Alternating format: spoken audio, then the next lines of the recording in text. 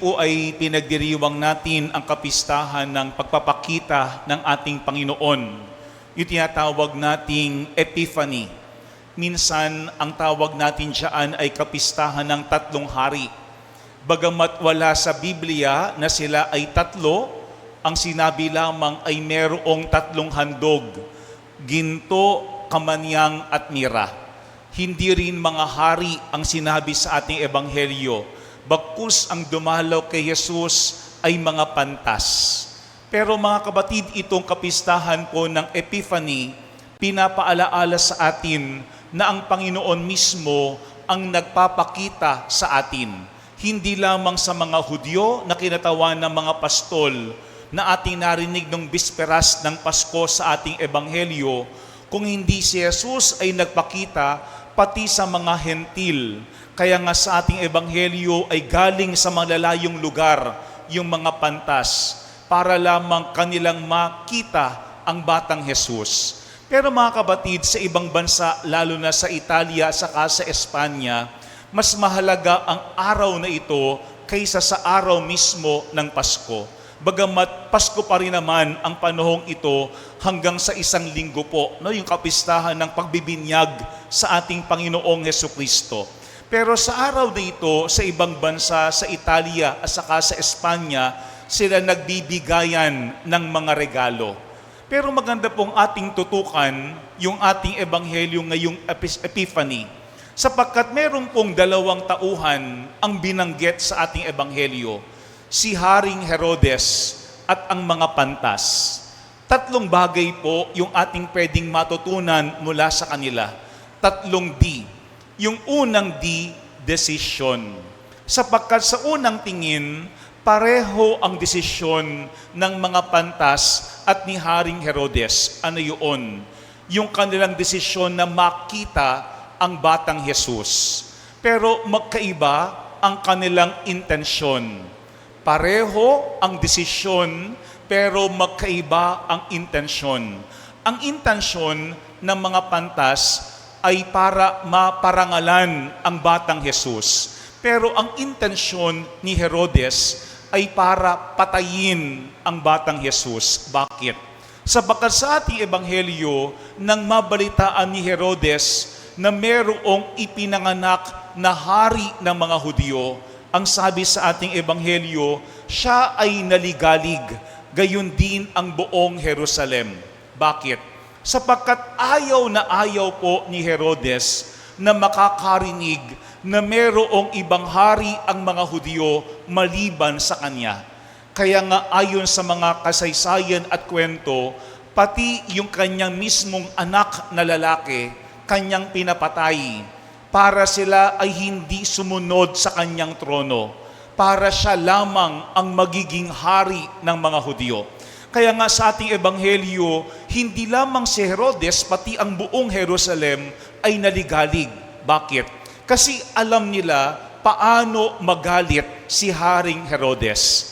Kaya nga niya iniutos patayin ang lahat ng mga sanggol na lalaki para siguradong mamamatay din ang ipinanganak na hari ng mga Hudyo. Yan ang first D, desisyon. Lahat tayo sa ating buhay, meron tayong ginagawang desisyon araw-araw. Pero ang mas magandang ating tignang maigi ay hindi lamang yung ating desisyon, kung hindi ano ba yung ating intensyon at ano ba yung ating motibasyon. Kasi baka yung ating desisyon, ang intensyon niyaan ay makasarili. Baka ang intensyon na yaan ay hindi para papurihan ang ating Diyos, hindi para makatulong sa ating kapwa, kung hindi para iangat yung ating sarili at para tayo mismo ang sumikat. Kaya nga ito yung unang ating hilingin ngayong araw na ito, na linisin ng Panginoon hindi lang yung ating mga desisyon sa buhay, kung hindi linisin ng Panginoon yung ating intensyon at yung ating motibasyon para ang lahat ng ating gagawing pagpapasya, desisyon sa buhay ay magiging maayos at mabuti, hindi lang para sa atin, kung hindi para sa ating kapwa at para sa ating Panginoong Diyos. Unang D, desisyon. Pareho ang kanilang desisyon, pero magkaiba ang kanilang intensyon. Minsan, yung ating intensyon ay pwede nating maitago sa ating kapwa, pero hindi sa Panginoong Diyos. Bakit? Kasi batid ng Panginoon ang lahat ng laman ng ating puso. First, the decision. What does our decision say about our intention and our motivation in life? Pangalawang D is discernment. Sapagkat sa ating ebanghelyo, ang sabi dito, lihim na pinatawag ni Herodes ang mga pantas. At ano ang sabi niya sa mga pantas? Humayo kayo at inyong hanaping mabuti ang sanggol. Kapag inyong natagpuan, ibalita agad ninyo sa akin upang ako may sa kanya'y makasamba. Siguro sa unang tingin parang nakakahanga. Si Herodes, hari, ay gustong sumamba sa anak ng Diyos na si Jesus. Pero yan po yung pangalawang D, discernment. Kailangan tayo ay maging mapanuri sa lahat ng sinasabi ng ating kapwa. Kasi minsan, baka magandang pakinggan. Minsan, nakakaakit ang sinasabi ng ibang tao. Pero kailangan ating suriin sino ang nagsasabi ng mga bagay na iyon. Saan nanggagaling ang kanilang sinasabi? Saan tayo dadalhin ng kanilang mga salita? Sapagkat yun ay pwedeng makalinlang sa atin at kalaunan pwedeng magpahamak sa atin. Kaya pangalawang D, discernment. Huwag agad-agad maniniwala. Kailangan suriin sino ang nagsasabi. Tignan ano ang pagkatao na nagsasabi nito. Sapagkat sa unang tingin, parang maganda ang sinasabi ni Herodes. Sabihin niyo sa akin agad-agad kapag natagpuan niyo ang sanggol para ako ay makasamba sa kanya. Pero mga kapatid, alam natin ang history ni Herodes. Lahat kanyang pinapatay para lamang makuha niya ang lahat. Yan ang pangalawang D, discernment. Alam po niyo sa aming seminaryo dati, ang sabi ng aming formator, kapag tayo daw ay nagbabasa ng balita o nakikinig sa mga kwento, ang mahalaga ay yung critical receptivity. Ano ibig sabihin noon? Maging critical tayo. Suriin nating maigi. Huwag lamang tanggap ng tanggap. Kasi baka yung akala nating totoo ay hindi pala. We have to be very critical with what we read or hear from other people. Pero at the same time, we also have to be receptive.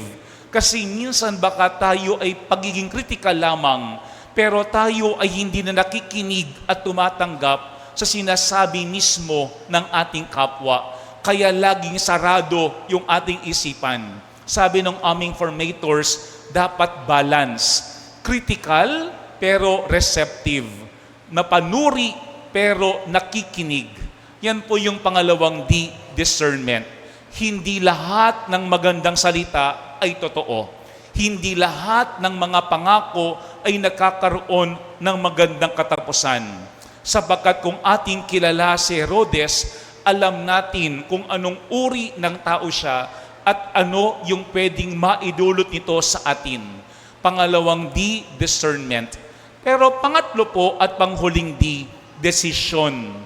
Kasi yung huling bahagi ng ating ebanghelyo, ang sabi dito, nang sila'y pabalik na, sinabi sa kanila ng Diyos sa pamamagitan ng panaginip na wag na silang babalik kay Herodes. Kaya nag-iba na sila ng daan pauwi. Maganda po yung takpong yun. Pagkatapos nilang makita si Jesus, sila'y binigyan ng babala na mag-iba ng daan. Wag nang babalik pa kay Herodes. Bakit? Kasi nasa panganib ang buhay ng sanggol na si Jesus. Siguro yan po yung pangatlong D, direction. Sabi nga ni Pope Francis, kapag ating talagang nakatagpo ang Panginoon, saka lamang magkakaroon ng talagang pagbabago sa ating buhay. Kaya nga sa ating ebanghelyo, nung kanilang nakatagpo si Jesus ang liwanag, sila'y hindi bumalik sa kadiliman. Nung kanilang nakatagpo si Jesus ang katotohanan, sila'y hindi nabuhay sa kasinungalingan. Nung kanilang nakatagpo si Jesus ang pag-ibig, hindi nanatili ang kanilang puso sa galit. Yan po yung pangatlong D, direksyon. Kamusta ba ang direksyon ng ating buhay? Kasi minsan, alam natin kung sino ang mga Herodes sa ating buhay. Kung saan tayo alangan at pwedeng mailagay sa panganib. Pero minsan tayo mismo hindi umiiwas. Tayo mismo ang bumabalik sa ating mga dating ruta at daan. Kaya tayo ay mas lalong napapahamak. Minsan, may mga taong ginagamit ang Panginoon sa atin para tayo ay bigyan ng babala, para ayusin at ituwid yung ating mga buhay.